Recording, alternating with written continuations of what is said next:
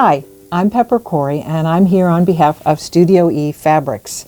And we're talking about peppered cottons, but also other fabrics and how they're used in a skill called big stitch quilting. Now, some people think that sashiko, which is Japanese hand quilting, is the same as big stitch, but that's not quite true. Big stitch is actually real quilting. Real quilting has a top, it has batting, and it has a backing. It goes through all three layers. Now, I do big stitch by hand. I presume if your machine can handle it, it might do big stitches too. But to differentiate it from sashiko, sashiko is done with a single thread and goes through one layer of fabric. If there is any layering to sashiko, it's usually another layer of fabric. But it doesn't have batting and doesn't come from the same tradition as American quilting, which highly prizes small stitches. Which gets us back around to big stitch. Big stitch is supposed to be big stitches. It's usually done in contrasting color thread, like I'm going to be using this lime green thread, and it's going to show against all the colors in this quilt. So it's show-off time, to tell you the truth. Big stitch needles, honestly, you can use any needle that does it. However, this is a pack that's packaged just for the skill, and I'm using one of the needles that's towards the edge here. This is a variety of needles from chenille down to embroidery. So we're going to show you about big stitch quilting, and you're going to be looking over my shoulder and get to see how I handle the needle. I'm now going to be marking this row for big stitching. Now, I do know that these blocks are 3 inches square, so half of 3 inches is 1.5 inches. So I find that mark on the ruler and I put it down and I use this tool. This is called a hera, and they're a Japanese tool, but we're starting to use them a lot in this country, and it makes a little pressure mark on the fabric that fades with use and time. The nice thing is you don't have any marks to get out. Can you see that line there? Okay. I'm going to move this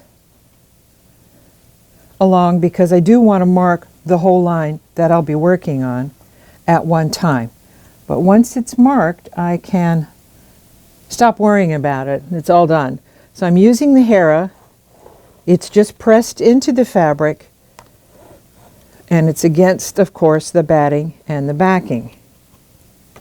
So this is the line that I'm going to follow. Now, normally you'd think, well, we'll start on the right. I'm right-handed, and go all the way across. But this time what I've done is thread my big stitch needle with more pearl cotton than the width of the quilt itself. And what I'm going to do is put on my thimble, and I'm going to start here in the middle, and I'm going to crunch up this side of the quilt.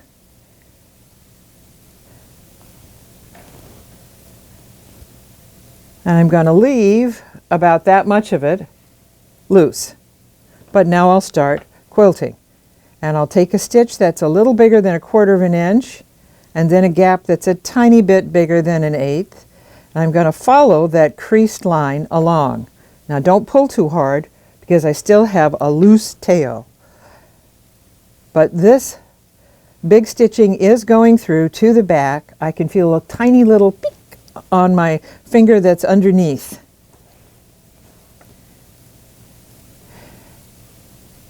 So big stitch is designed to show off your stitches.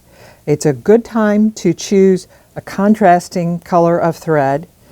And this is a quilt designed for people with ADD because all of the patches are different colors of peppered cottons, and for every row I'm using a different color of pearl cotton.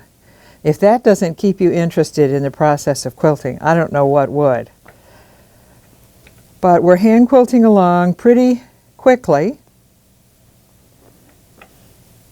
Oh, by the way, I didn't mention these white stitches here. These are basting stitches, and basting stitches simply keep the layers intact until the quilt has been quilted.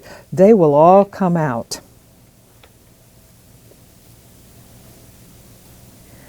So we're going to quilt along, and I'm taking between 2 and 4 stitches at a time.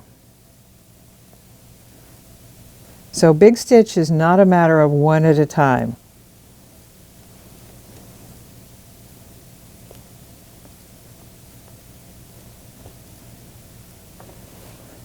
See how you can smooth that? It lays nice and flat, and then you crunch it up again to do the work. Some people like to do big stitch quilting with tension, meaning that they have a hoop, but this was such a small project, I thought I can do this sashiko style, you know, just crunched up in my hands, and it would work just fine. So I'm getting almost to the end.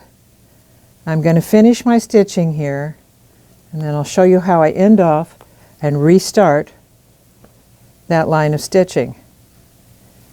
I'm getting to the end, and I'm just going to take a stitch or two sideways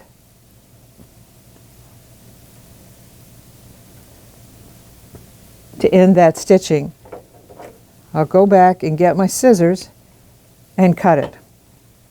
Then in order to do this, what I actually do is turn the quilt around.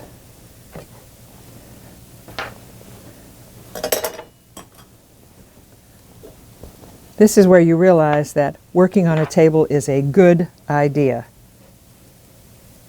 And I think I'm going to take this one out because this is much too big a gap. So I think I'll take a stitch out to there.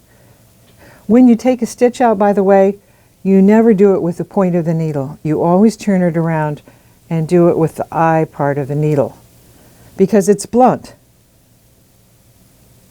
And you want that because you do not want to shred the thread and have it go to pieces on you. Now I'm ready to do it from this end.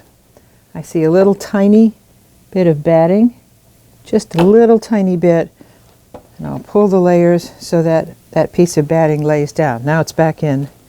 Okay, and now we stitch from this side. I think these stitches are at least 1/4 inch, maybe a tad larger, and the gap between the stitches is about half that size. So it's approximately a 2-to-1 ratio. So I'm stitching along and doing all of the widthwise stitching on this, and then I'm going to stitch longwise on this little quilt in the opposite direction, and it will be kind of like a plaid of stitches that will overlay these little squares. So big stitch quilting, to differentiate it from sashiko, is real quilting. It goes through all 3 layers, and unlike traditional hand quilting, in which you strive for tiny even stitches, big stitch quilting says go for it. Let those stitches show. I think big stitch is a lot of fun, and it goes quickly. This thread is a number 8 pearl, but you can also do it with number 12, which is a little thinner, or even with number 5, but you'd have to even sew with a bigger needle for 5. You'd have to make a bigger hole in the fabric if you were going to use 5. Number 8 is a common size of pearl cotton. It's found in a lot of stores. The pearl cotton I'm using is by a Spanish company called Presencia, and it's mostly sold by independent stores here in the U.S., and it's a gorgeous quality thread. Some people use it for machine sewing also. I use it almost exclusively. It's great quality thread, and it's color fast, has a slight shine to it, which I think is just terrific. And I'm almost to the end of that row. There we go. We're at the end of that row. So I'm going to take my scissors and gently cut it. It's almost time to start on the verticals now.